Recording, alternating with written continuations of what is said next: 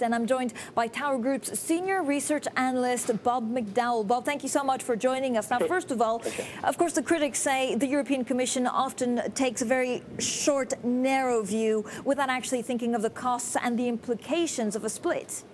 That's correct, because a split, there are operational, there are technology, there are all sorts of resource issues. So these things aren't done with a cut of a knife, I'm afraid. They take time to separate, and one wonders whether, in fact, this separation could be done in time for, as your colleague said, a sale before the next election. I personally have some doubts on that.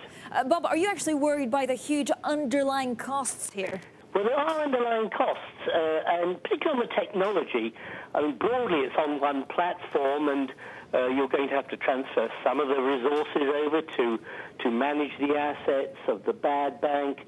You're going to have the technology support to support that. That's not done in a few weeks. It takes time. It takes time, and I don't think the people like the Competition Commission always actually realise the underlying logistics, frankly. So, Bob, should they have just done things differently?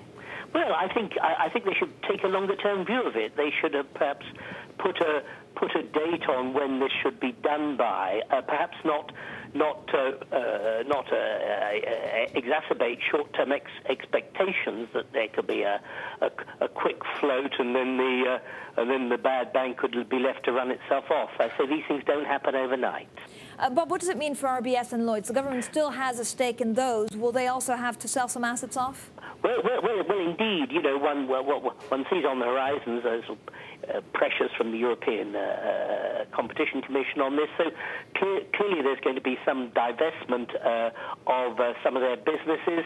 And obviously, again, that has to be done over time. One wouldn't want all these businesses coming on the market at the same time. It wouldn't help get a good price either for the banks or indeed for the shareholders, many of whom are the taxpayers, actually.